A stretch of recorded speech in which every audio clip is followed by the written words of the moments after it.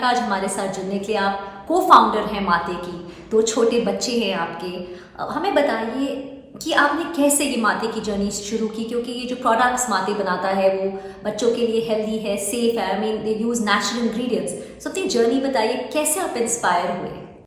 Hi Ambika, thank you so much आज मुझे NDTV बनेगा स्वस्थ इंडिया में इनवाइट करने के लिए। माथे एक नेचुरल वीगन और सस्टेनेबल बेबी केयर ब्रांड है और एज द नेम सेज माते, जिसका मतलब है मदर। ये एक संस्कृत में हमने नाम इसका चूज किया है क्योंकि जो फिलॉसफी और पैशन और जर्नी ब्रांड की है वो एक मदर की ही है। सो जब ब्रांड हमने लॉन्च किया था, जब मेरे खुद के बच्चे हुए तभी मुझे बहुत इंटरेस्ट हुआ कि मैं स्पेस में काम करूं और मैं एक ऐसा ब्रांड लॉन्च करना चाहती थी जो बच्चों के लिए एकदम सेफ है, इफेक्टिव है और बिल्कुल मदर लाइक केयर देता है। माते इज ऑल अबाउट दैट। माते में हम आयुर्वेदिक प्रैक्टिसेस फॉलो करते हैं। जो जितनी हमारी ट्रेडिशनल प्रैक्टिसेस होती थी जब हम छोटे थे, हमारी ग्रैंड मदर, हमारी मदर जो नेचुरल तरीके से हमारा नरिशमेंट और हमारी केयर करती थी, वही हम सब माते में इन्फ्यूज किया है। उन्हीं प्रैक्टिसेस को फॉलो करके हम अपने प्रोडक्ट्स लॉन्च किए हैं। हमने देखा कि इंडिया में बहुत सारी ऐसी प्रैक्टिसेस हैं जो जनरेशन से फॉलो होती हैं, जैसे कि बेबी मसाज। जैसे जैसे ही बच्चा घर में आता है हम मसाज का प्रैक्टिस शुरू करते हैं, उसके लिए हम बहुत ऑथेंटिक ऑयल्स यूज करते हैं। जब हम इस तरह से कोई प्रोडक्ट बना रहे हैं तो उसमें जरूरी है कि हम समझे कि प्रोडक्ट किस लिए यूज हो रहा है।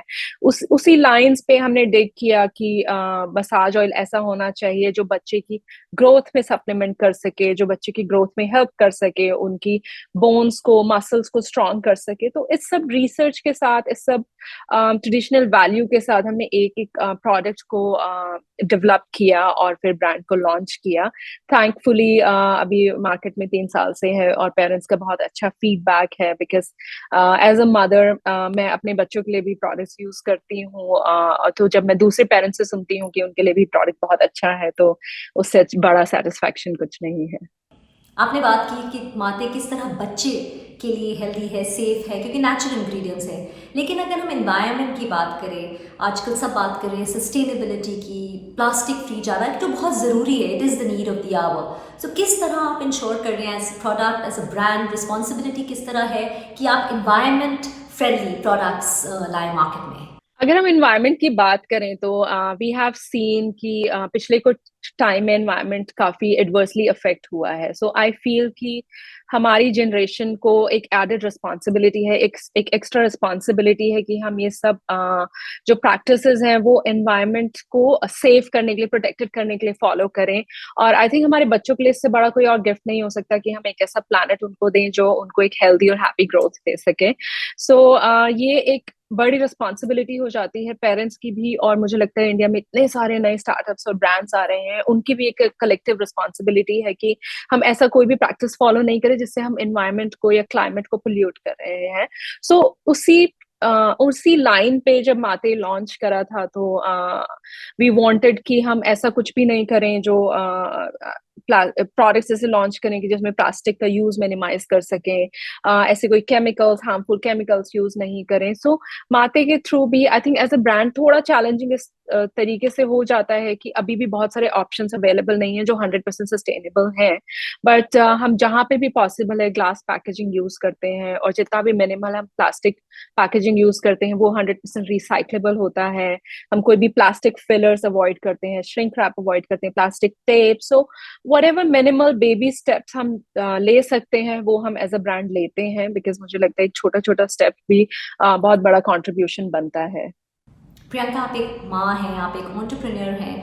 How do you ensure, how do you strike a balance कि आपके काम में भी कोई प्रॉब्लम ना हो, आप बच्चे का भी ख्याल रख सकें और साथ साथ अपने ऊपर यानी कि सेल्फ केयर पर एम्फेसाइज करें? आई थिंक मुझे लगता है कि एज अ मदर हम अपनी हेल्थ को बहुत इग्नोर करते हैं, ओवरलुक करते हैं। हमारी मदर्स ने भी ऐसे ही किया है। हम लोग भी काफी टाइम ऐसा सोचते हैं कि पहले ये कर लेते हैं, पहले बच्चों को देख लेते हैं, पहले ये काम पड़ा है इसको फिनिश कर लेते हैं, और अपनी हेल्थ पे इतना फोकस नहीं करते हैं। बट अब टाइम चेंज हो रहा है। आई थिंक यंग मदर्स, उनको रियलाइज हो गया है कि अगर खुद हेल्दी नहीं है, खुद हैप्पी नहीं है, तो फैमिली और बच्चों के लिए भी वो इतना कुछ नहीं कर पाएंगे। ये एक अवेकनिंग है, एक रिस्पॉन्सिबिलिटी है मदर्स की कि कि वो सेल्फ केयर को भी प्रायोरिटाइज करें। हमेशा आसान नहीं होता क्योंकि there just so much to do, बहुत सारा आपको एक टाइम पे करना होता है, बहुत कुछ बैलेंस करना होता है। उसके लिए बहुत ज़रूरी है कि हम एक आई वुड से कि अपनी चीज़ों को प्रायोरिटाइज़ करें, प्लानिंग के साथ चलें और ऑर्गेनाइज़्ड रहें, वो बहुत ज़रूरी है क्योंकि अगर आपको पता है कि आप एक दिन में सिर्फ़ इतना ही कर सकते हैं, तो एक बहुत सारी चीज़ें एक साथ अकोमोडेट नहीं हो सकती। तो बहुत ज़रूरी है कि जब आप बच्चों पे ध्यान दे रहे हैं, घर पे ध्यान दे रहे हैं, फैमिली पे ध्यान दे रहे हैं, आप अपने आप पे भी ध्यान दें क्योंकि पहले अपने आप को हेल्दी रखना, हैप्पी रखना बहुत ज़रूरी है, तभी आप बाकी लोगों का ध्यान रख सकते हैं। प्रियंका, आपने ग्रासिया रायना फाउंडेशन भी शुरू किया है जिसका एम है एम्पावर करना वुमेन को, औरतों को, जिसमें आप maternal health, adolescent health पर भी काम करते हैं। अगर इसके बारे में आप हमें बताएं कि कितना ज़रूरी है कि सही समय पर लड़कियों को या बच्चों को या महिलाओं को इम्पार्ट किया जाए, यानी कि उन्हें एजुकेट या अवेयरनेस स्प्रेड करें, चाहे वो जेंडर हो, रिप्रोडक्टिव हेल्थ हो, वो कितना ज़रूरी है the timing. As soon as मैं खुद मदर बनी थी, उस टाइम पे मैंने रियलाइज किया कि मदरहुड की जर्नी बहुत चैलेंजिंग हो सकती है। अ, हमारे लिए खुद बहुत चैलेंजिंग हो सकती है जहाँ हमें एक्सेस है अच्छे हेल्थ केयर में, डॉक्टर्स को लिए और जितना भी पॉसिबल प्रिविलेज सर्विसेज हैं। सो उन लोगों के लिए कितना डिफिकल्ट है जो अंडर प्रिविलेज हैं, जिनको हेल्थ केयर एक्सेस नहीं है, जिनको राइट डॉक्टर्स के लिए एक्सेस नहीं है। सो उस टाइम पे मैं ये फाउंडेशन मैंने इसी पर्पज से लॉन्च किया था कि मैं उन मदर्स की, यंग मदर्स की, एक्सपेक्टिंग मदर्स की हेल्प कर सकूं जिनके पास राइट रिसोर्सेज नहीं है। कमिंग आपके क्वेश्चन जो आपने अभी पूछा कि यंग एज में स्टार्ट करना कितना जरूरी है, मुझे लगता है कि नॉर्मल जो साइकिल होती है प्रेग्नेंट होने के बाद, यंग गर्ल्स और वेमेन वो अपनी हेल्थ को ध्यान रखना तब शुरू करती हैं कि हाँ अभी मेरी बॉडी में इस चीज का कमी है, मुझे ये खाना है, मुझे ये इतना स्लीप चाहिए, अभी मुझे डॉक्टर को देखना है। बट बहुत जरूरी है कि हम बहुत यंग एज से अपनी बॉडी को प्रिपेयर करना शुरू करें।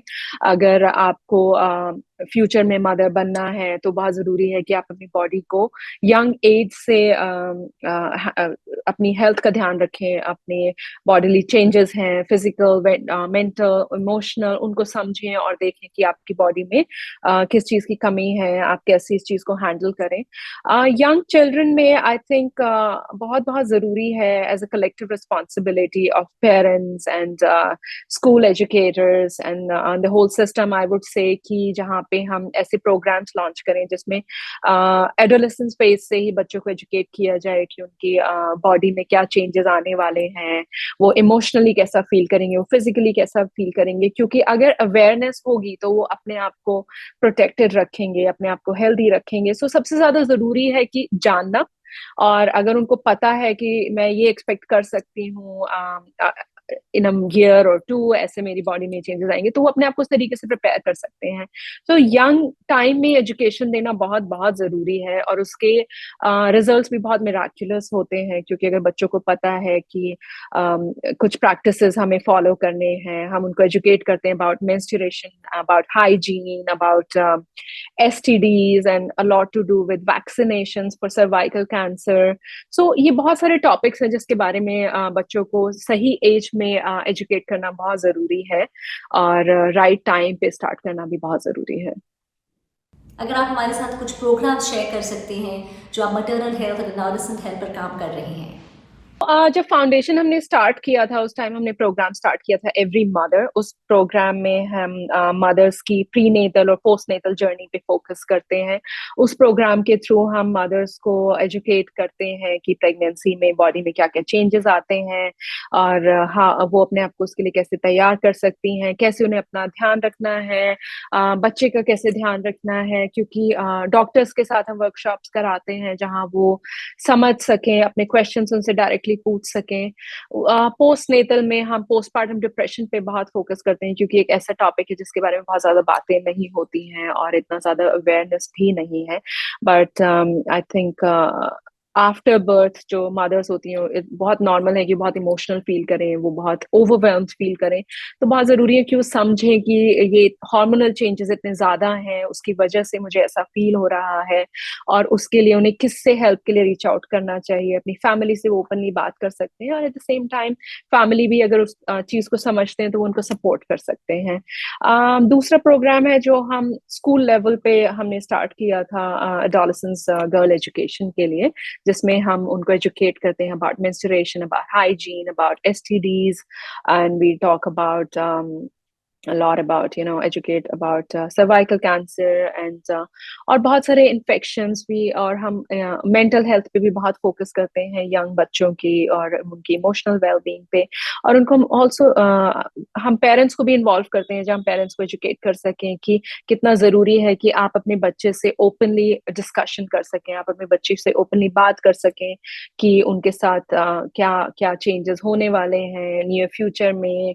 और अगर उनको किसी चीज में इमोशनली स्ट्रगल है या फिजिकली स्ट्रगल है तो वो पेरेंट्स को रीच आउट कर सकते हैं, क्योंकि सबसे पहले घर में सेफ फील करना जरूरी है, उसके बाद वो एक्सपर्ट से और जो ऑल डॉक्टर्स उनको रीच आउट कर सकते हैं। बट आई थिंक घर में एक हेल्दी माहौल होना बहुत जरूरी है, एक ओपन डिस्कशन और कॉन्वर्सेशन होना बहुत जरूरी है। एक और प्रोग्राम जो हमने लॉन्च किया वो था जेंडर सेंसिटाइजेशन का, जिसमें हम पार्टनर्स को भी इन्वॉल्व करते हैं, जहां वो अपनी वाइफ्स को समझ सकें कि उनकी प्रेगनेंसी में उनके क्या क्या फेजेस हैं, वो किस स्ट्रगल से गुजर रहे हैं, और वो उस जर्नी को कैसे सपोर्ट कर सकते हैं और अपने पार्टनर्स को कैसे हेल्प कर सकते हैं। अगर हम मदरहुड की बात करें, काफ़ी पुल्स और प्रेशर्स हैं, तो किस तरह एक बैलेंस स्ट्राइक किया जा सकता है ताकि हम काम भी कर सके, अपने बच्चों का भी ख्याल रख सके, घर का भी ख्याल रख सकते, और मोस्ट इम्पॉर्टेंटली अपनी फिजिकल और मेंटल वेलबींग पर भी फोकस करें।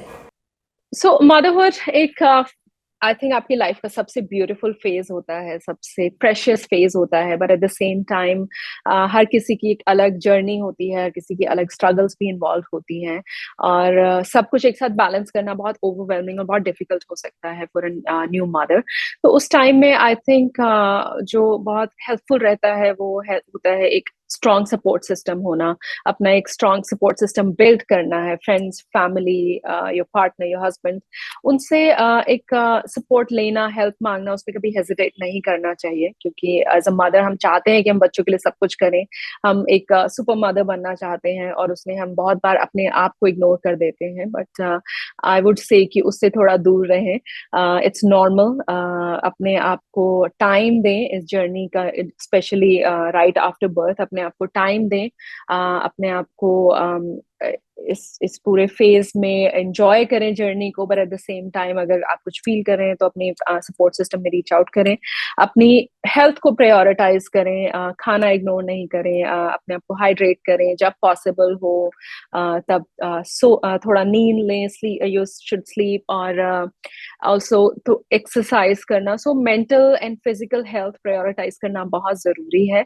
एक टाइम पे बहुत सारा जगलिंग करना होता है मदर्स के साथ, which is sometimes challenging, but I think बहुत इंपॉर्टेंट भी है कि हम अपने आप का ध्यान जरूर रखें और अपने आप को इग्नोर नहीं करें। प्रियंका, हमारे साथ बात करने के लिए बहुत बहुत धन्यवाद। थैंक यू अंबिका, आज मुझे आपके शो में इनवाइट करने के लिए, यहाँ आकर मुझे बहुत अच्छा लगा।